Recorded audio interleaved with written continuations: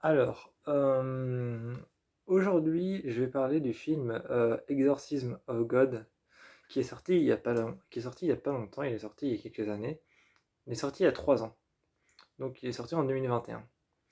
Exorcism of God raconte l'histoire d'un exorciste qui a pratiqué un exorcisme et cet exorciste a mal tourné. Cet exorcisme a mal tourné et l'exorciste qui pratiquait le rituel a, a malheureusement laissé rentrer le démon à l'intérieur de lui et se retrouve alors à avoir commis un acte horrible. Et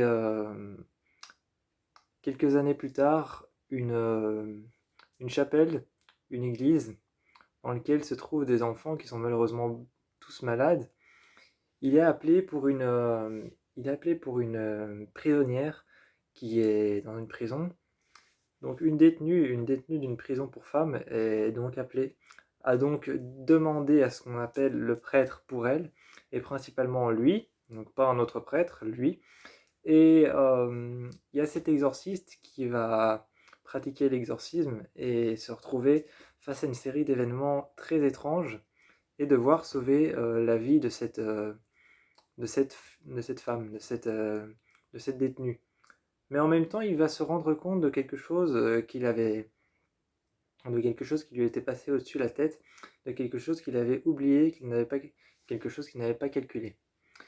Euh, le film est plutôt pas mal. C'est vraiment, si vous voulez un vrai film d'horreur, si vous voulez un vrai film d'horreur qui vous fout la trouille, un vrai film d'horreur d'exorcisme et d'exorciste, en rappelant que les exorcistes, c'est les personnes qui pratiquent, et en rappelant que l'exorcisme, c'est la pratique.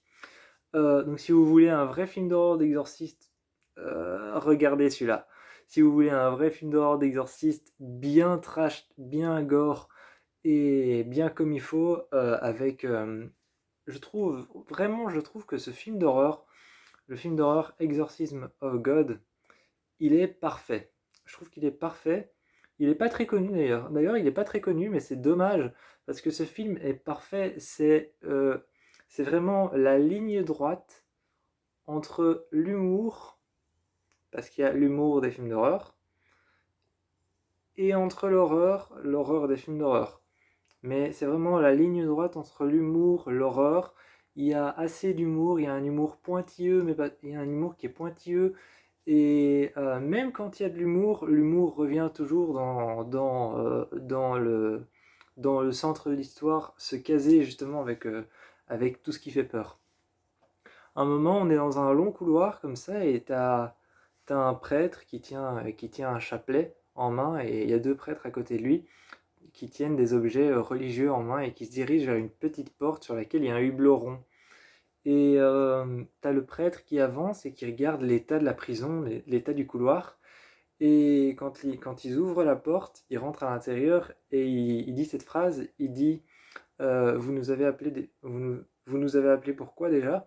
Parce que je ne sais pas si je dois lancer de l'eau bénite ou de l'eau de Javel.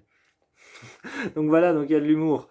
Donc il y a de l'humour, c'est sympa, et à ce moment là où le gars arrive dans cette prison, et il dit pourquoi vous nous avez appelé? Parce que je ne sais même pas si je dois lancer de l'eau de Javel ou alors de l'eau bénite. Et en fait, une fois que tu te retrouves à l'intérieur, bah, comme il y a un exorciste qui précède cette phrase, eh bien, la phrase se recentre tout de suite et finalement, tu te retrouves sur une longueur d'onde parfaite. J'aime beaucoup le film parce que il est très oppressant. Il est très oppressant dans le sens où on est dans un orphelinat. On est dans un orphelinat, dans une cathédrale, une abbaye, et l'abbaye est très grande, très vaste.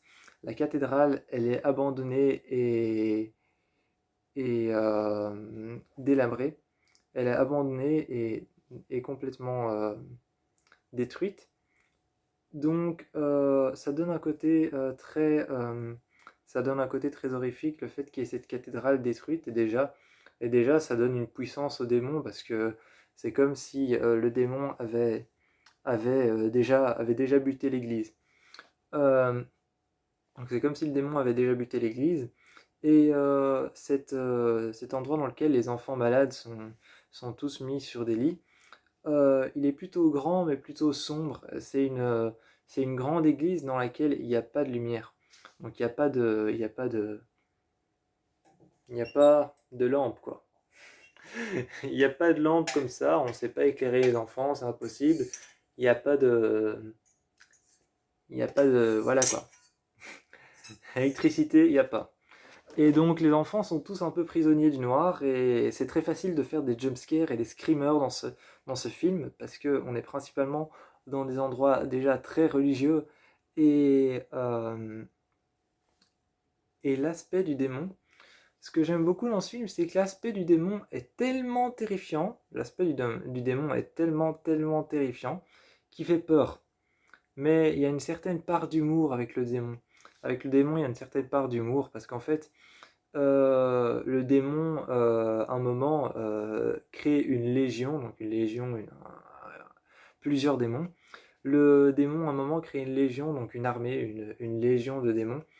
Et donc en gros, il prend sous son aile, il prend sous son aile, comme Jésus a pris ses apôtres sous son aile, il prend tous les prisonniers, toutes les prisonnières, et en fait une légion, en fait une armée de démons.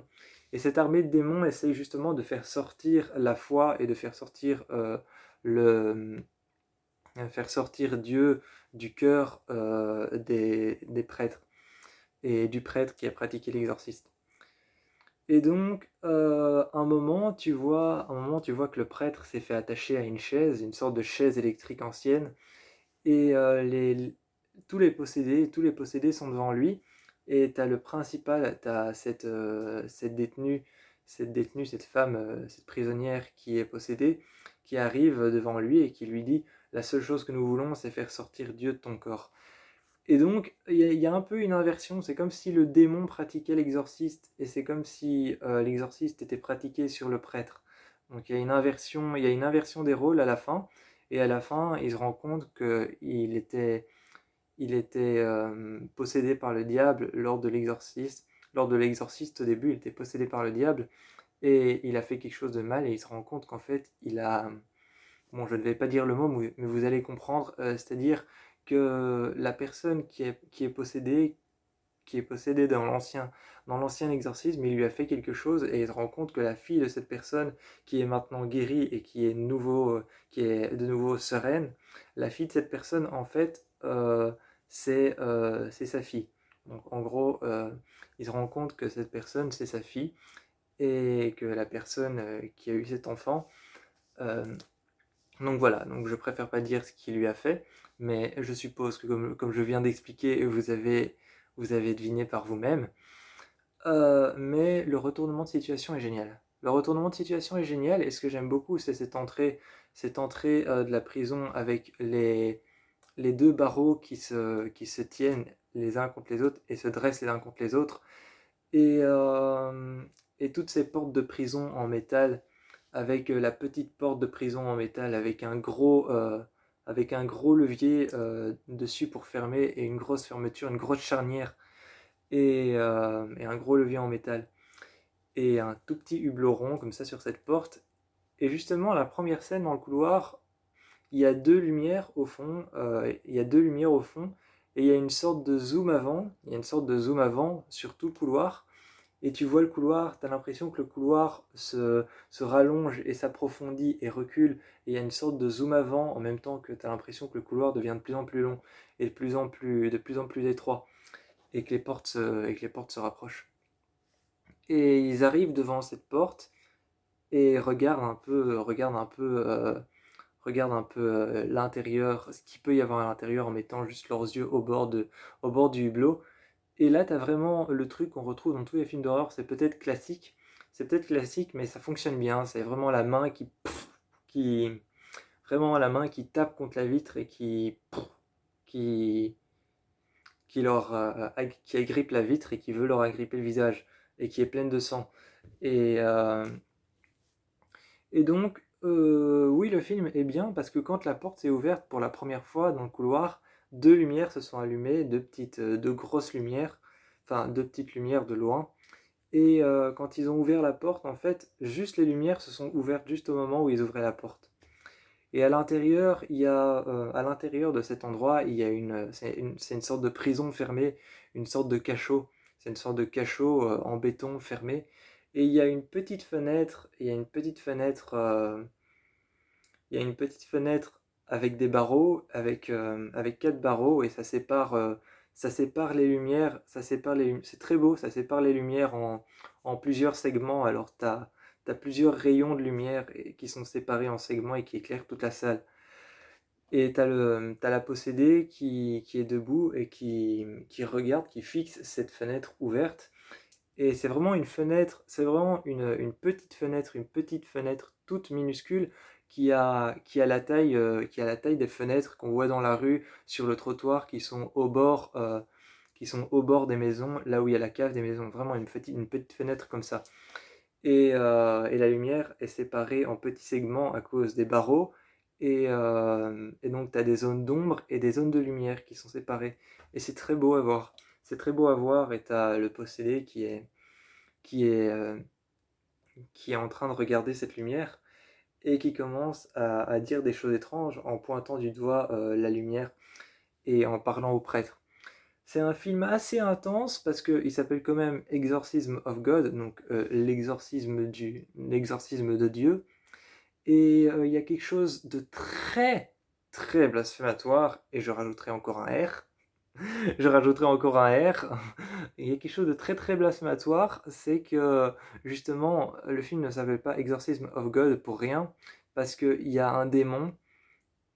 Il y a un démon, il y a une entité dans le film qui ressemble à la Sainte Vierge Marie, et, euh, donc c'est une entité qui ressemble à la Sainte Vierge Marie et qui est en même temps un mixte d'une nonne, donc d'une religieuse. Donc il y a cette entité qui est très flippante d'ailleurs. Elle est très flippante d'ailleurs parce que c'est un mixte entre une religieuse et entre la Sainte Vierge Marie.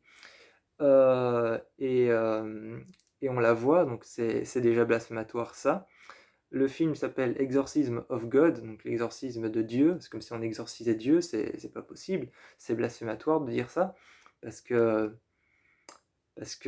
quelque chose de blasphématoire, c'est comme penser que Dieu existe, et s'il existe, tu vas au paradis, mais si tu penses qu'il n'existe pas, tu vas en enfer. Voilà. Quelque chose comme ça. J'ai entendu ça dans un film, le film Décharné. J'ai fait une vidéo dessus.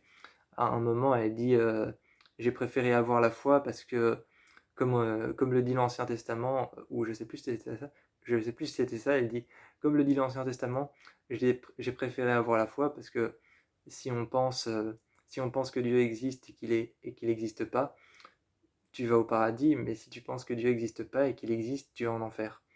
Donc justement, il y a quelque chose de très blasphématoire avec ce film qui ressemble un peu à cette phrase.